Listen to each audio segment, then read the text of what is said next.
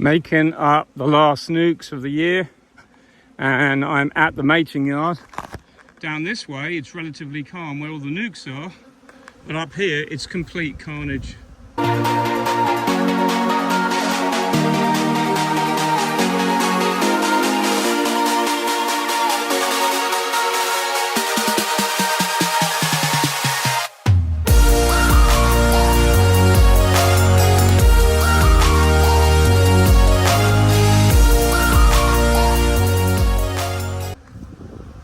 Just to show you, that's a dead out, but it's been robbed out, but because the bees are all in a frenzy, it's just a nightmare making nucs. It really is. But I have no choice. I need to get this honey off.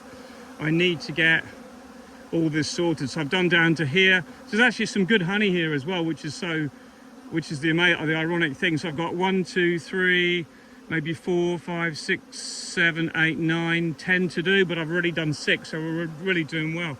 I need to make 30 queens, so I've got to have them done by tomorrow, because I came last Tuesday and I've got to get them in, and last week was so cold.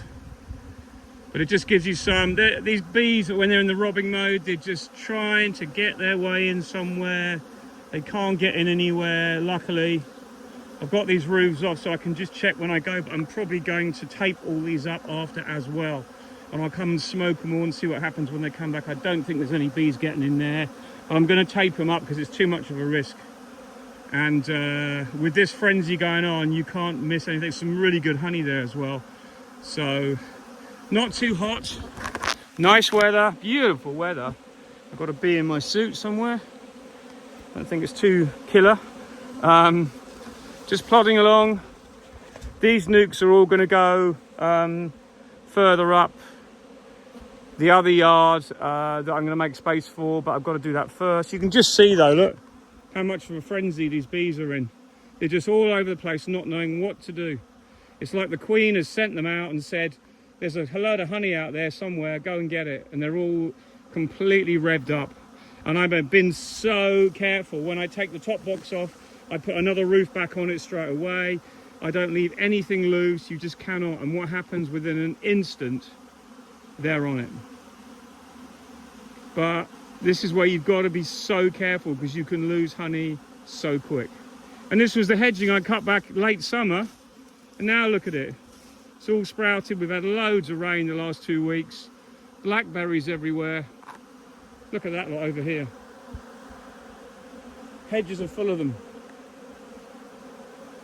Should be up here picking blackberries, not making bees. But needs must. Too much time spent enjoying the moment with my new mezzanine going up, and not enough time doing bees, but it was extremely difficult last week, extremely challenging. Just having a 2-minute break actually. But it's just sheer madness. Anyway, it doesn't matter. All is good.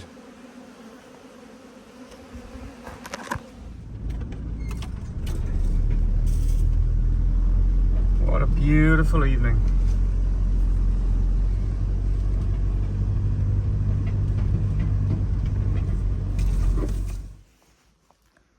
Just get a glimmer of the sun going through there. Well, I popped back this evening. 17 nucs made today. Really pleased with that. That's great. There's an extra one over there. And all these are done. I've just been back to tape these up with duct tape, because there's some beautiful honey here. You can see what the robbing was like. That was one super left. They've just picked through it on nothing. There's nothing in it.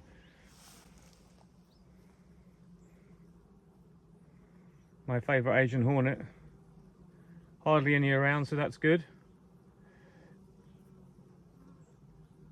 Those yellow legs. But we are done here. Just to make the point that duct tape, it might seem expensive to buy a roll, but how expensive is a whole super robbed out?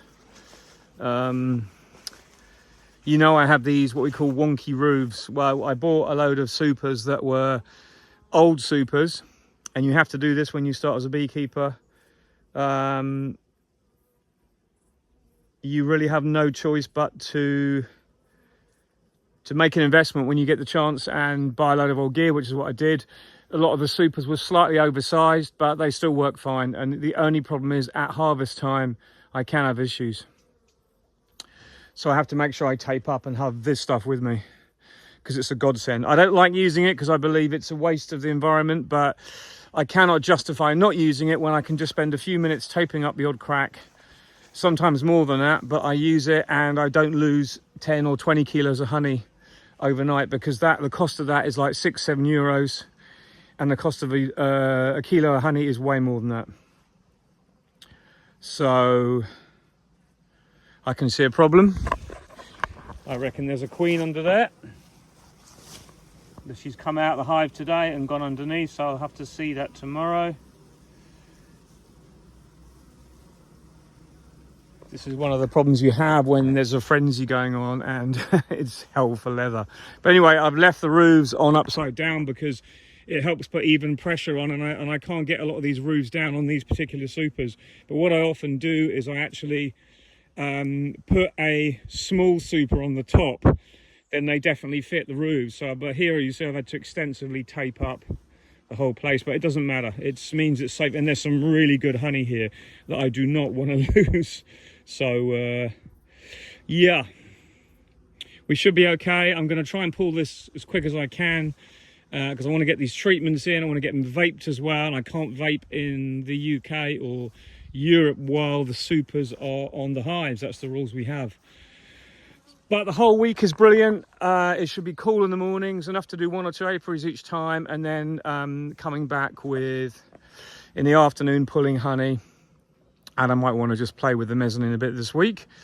That's supposed to be finished. But I really enjoyed the comments from various people. One of the ones made me think about the position of the stairs, and I've just texted today, and I've said to the conceptionist guy who designed the mezzanine, I said, what are the chances of us putting the staircase on a rolling rack? In other words, rails, so we could slide it left and right. I don't think that's out of the question. I think it's just a question of finding the right kit, which he's got access to. So I've thrown that one back at him and see what it comes back with. If I want to fit the stairs in a week, 2 weeks, a month, I don't care, because I don't really need the stairs. I can use a ladder and the loading mechanism, which will already be fitted. So that's interesting, and I hope that we can come to an idea about it. If not, it's probably going to go in the middle, because I'm denying about it for ages. What I put on the top, I'm still investigating. Great feedback from people as to what paint to put down. I'm probably going to go with some kind of sealant just to seal the top, like a PVA adhesive and sealant. Slosh it on, seal it up. At least then it stays matted and a bit non-slip. Not that it's going to get wet, but it's just that I don't want to get stung. It's just that I don't want it to get very dirty and make it difficult to either wash it or brush it. So that's what I'm hoping. There's always one psycho bee. Anyway, that's enough for tonight. I'm off home for a bit of dinner, and I will catch you guys again soon. Take care. Bye for now.